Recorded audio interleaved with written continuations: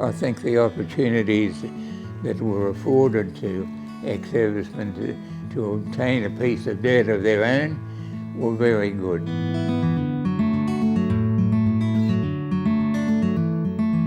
I arrived in Wandoan on a Saturday just after lunch, and the railway station was really closed, but the station master was still there, and so I went to see him because I had arranged for a tent and tools to be sent by rail to me at Wandoan.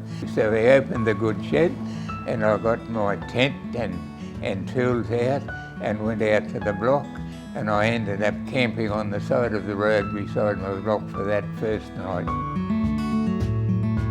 Always had a yearning to have a property of my own. When the ballots were announced, I was naturally interested, and I obtained the details and eventually made an application to take part in the ballot because I had the agricultural experience and I was able to obtain financial backing from the National Bank, and so I applied, and when I was told that I had drawn this particular block, I spoke to Eric McTaggart, and he said, well, go down and have a look at it and make up your mind just as quickly as you can. So I drove down and had a look at it.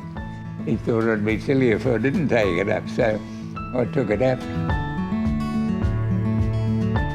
It was a new experience, of course, to go into an undeveloped block, and it was basically undeveloped. There was some ring barking of brigalow below scrub and box sandalwood forest, and so it was quite a new experience to virtually start from scratch. The settlers were required to take up dairying. A few of them were able to take up sheep grazing with me, that we took up dairying, and we needed a cash flow which dairying provided virtually within 6 months. And so we went through, and the block was in an undeveloped stage. Gradually we were able to develop it and improve it, and when we initially started, it was fairly hard slogging for the dairy cows, I suppose.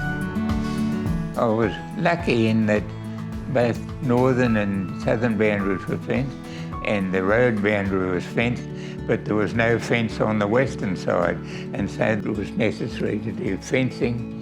And so all of those things, they just one followed the other. First things first, and you just kept going. Success was that the partners or wives of the settlers took part in the development of activity. My wife and daughter came out to Wandoan by the Westlander Mail train, and I had to go down to Miles to meet them to bring them to Wandoan. It was so wet that coming back from Miles to Wandoan, I had to put chains on the tyres. 54, 55 and 56 were very, very wet years, very wet. We lived in a tent until I was able to get a sufficient construction of shed that we could actually move into it. It was when I was about 7.5, so the first 7 years of my life I grew up in the shed, as Dad describes it in his diaries, which was just basically one single room with wardrobes dividing our bedrooms up and things like that. I had half the floor in place when the tent decided to collapse. It was just so wet that nothing would stay in the ground. After about 10 or 12 years, we were able to build a house.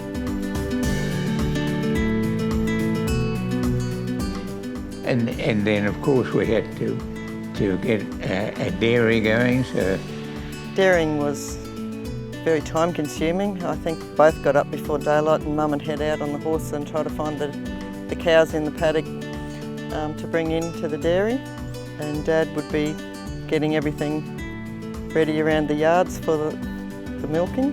To make an area where I could build the dairy and the shed, for instance, I had to be cleared by axe, and that wasn't very difficult. It wasn't as though it was dense scrub. It was really forest country, and so bit by bit you cleared an area, and that was it. But then finance became available, and I was able to employ bulldozer to clear the scrub country, because that was what was happening, and that was what was being encouraged by the government. You see, initially, when we took up occupation, we didn't have a release. We had a permit to occupy for the first 6 months, and so in that time, finance wasn't available because anyone lending didn't have the security. But after 6 months, we were granted a lease, and we were able to obtain finance. And in my own case, we had a relatively small area of scrub pulled and burnt and so on to improve pasture, and so then the next year a bit more, and so we gradually developed.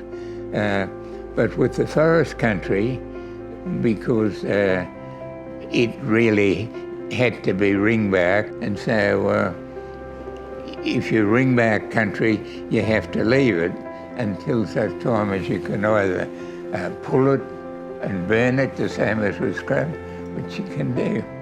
After burning the scrub, it was necessary, of course, to get grass in as quickly as possible to avoid erosion, and the favoured grass at that time was Rhodes grass.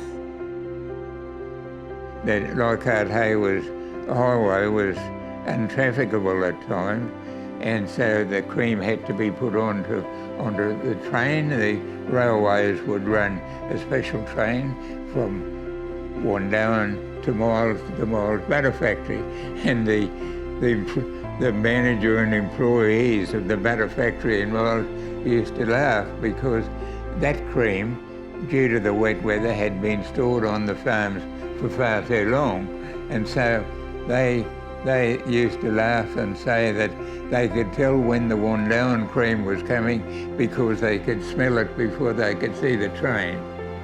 And the interesting thing is that by the time we had the country had been developed to an extent where it would be very suitable for dairy, the dairying industry had folded up. The butter factory in Miles had closed, the butter factory in Chinchilla closed, and so there was just nowhere for cream to be sent to for sale. And so that's the thing that I often think about is dairying would have been a very profitable enterprise after the blocks were developed. But by that time, there was no dairying facility for the product to be sold. We took the decision to go out of dairying before the butter factory closed, and a lot of the other settlers had developed their blocks to an extent where they could run beef cattle or sheep, and so it was largely a decision of the settlers to go out of dairy that led to the closure of the butter factory in Miles and eventually in Chinchilla. So with the development, it was possible to run sufficient cattle. I ran breeding cattle. Some settlers bought steers for fattening, but I chose to turn to beef cattle breeding. and ended up growing that into a stud. We had a Poll Hereford stud for quite some years here. I really enjoyed that, and so I used to help with mustering, riding even after school. I'd jump on my pony bareback and go up and check cows that we were expecting to calve or something like that whenever I could. And had lots of fun with horses over the years through pony club and shows and gymkhanas. It took a few years for settlers to feel that they can afford the time away from developing their country to be able to go out and enjoy some social activity.